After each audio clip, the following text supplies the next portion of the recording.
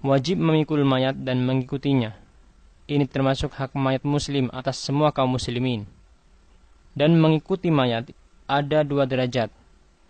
Pertama, mengikutinya di keluarganya sampai menyolatkannya. Yang kedua, mengikutinya di keluarganya sampai selesai penguburannya. Dan inilah yang lebih utama.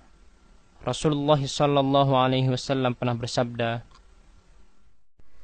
"Man shalla ala janazatin wa lam yattabi'ha falahu qirat, fa in tabi'aha falahu qiratan." Qila wa mal qiratan?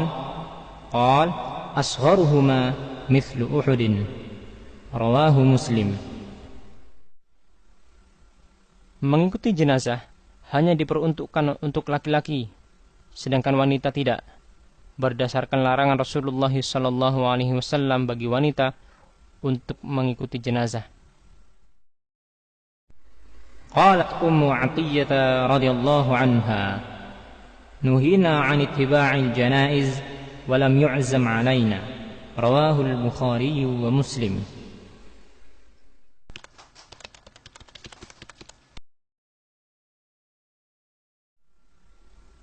Jenazah tidak boleh diikuti dengan apa-apa yang menyelisihi syariat, seperti menangis dengan keras, mengikutinya dengan kemenyan, dan yang semacamnya. Termasuk ucapan-ucapan yang sama sekali tidak dicontohkan oleh Rasulullah SAW, seperti ucapan Wahidullah, La ilaha illallah, dengan suara keras, dan yang semacamnya, yang kesemuanya ini termasuk dalam kebid'ahan yang tidak dicontohkan oleh Rasulullah SAW. La tuttaba'ul janazatu bisautin wala narin.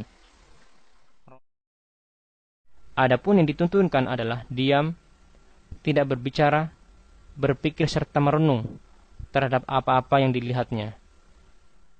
Wajib berjalan cepat membawa mayat, akan tetapi tidak sampai lari-lari kecil. Boleh berjalan di depan mayat atau di belakangnya, dan inilah yang paling utama, atau di sebelah kanannya atau di sebelah kirinya. Adapun yang lebih utama dengan berjalan di belakang mayat adalah karena Rasulullah SAW pernah bersabda, Wattabi'ul janaiz. boleh berkendaraan setelah kembali dari penguburan dan tidak makruh.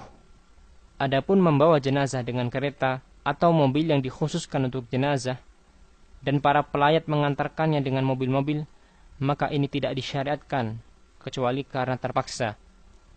Karena hal itu merupakan kebiasaan orang-orang kafir, dan hal itu akan menghilangkan tujuan mengiringi jenazah dan memikulnya, yaitu mengingatkan manusia akan negeri akhirat. Apalagi hal itu akan menyedikitkan orang-orang yang mengiringinya, serta orang-orang yang mengharapkan pahala dari mengiringi jenazah.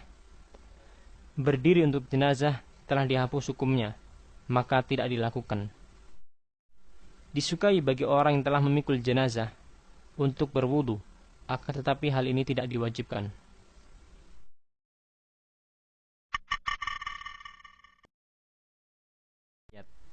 Wajib mengubur mayat walaupun kafir.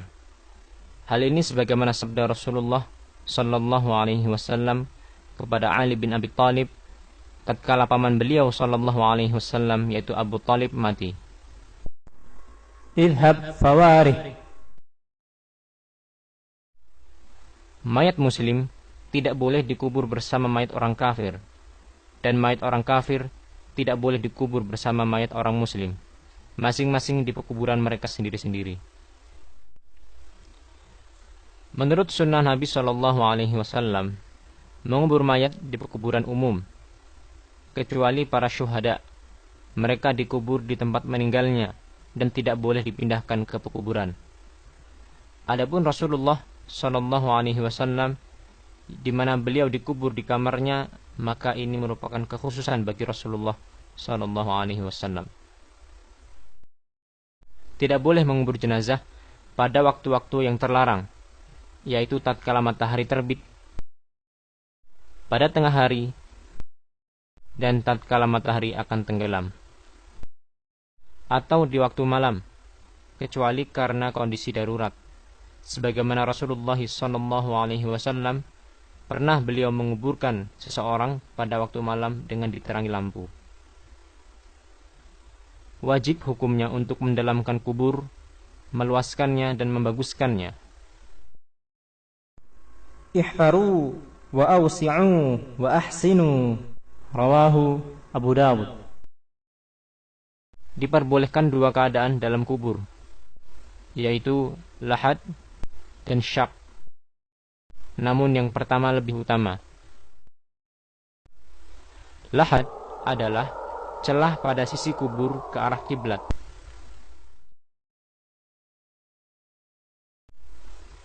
Dan syak adalah lubang ke bawah.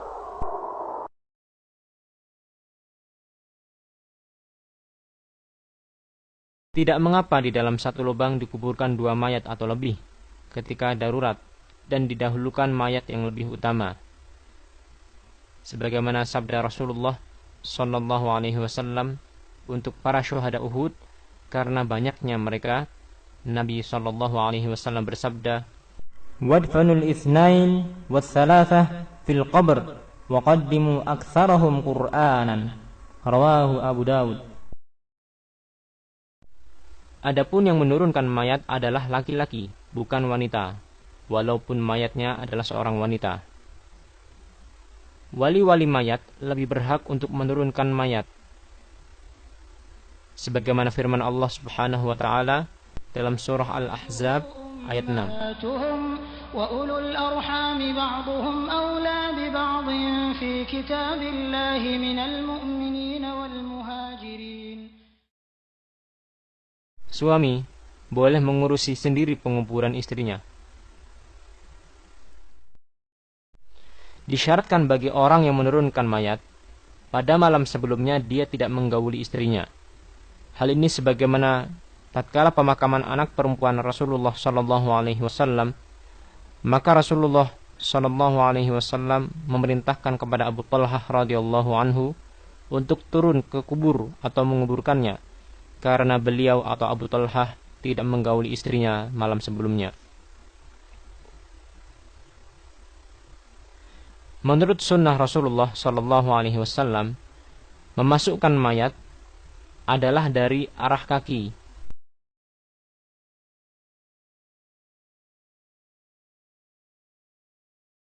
أوصى الحارث أن يصلى عليه عبد الله بن يزيد فصلى عليه ثم أدخله القبر من قبل رجلي القبر وقال هذا من السنة. رواه أبو داود.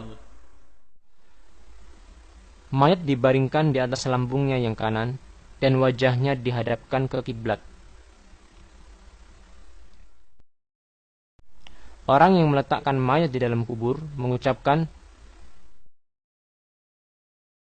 Bismillahi wa ala sunnati Rasulillah, atau dia membaca Bismillahi wa billahi wa ala millati Rasulillahi. Setelah kuburnya ditutup, orang yang ada di sekitar kubur tersebut disunahkan untuk menuangkan tanah 3 kali dengan kedua tangannya.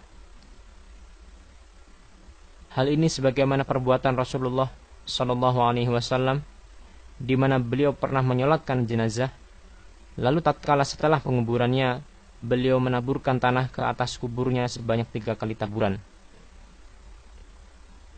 Setelah penguburan, disunahkan untuk melaksanakan hal-hal sebagai berikut.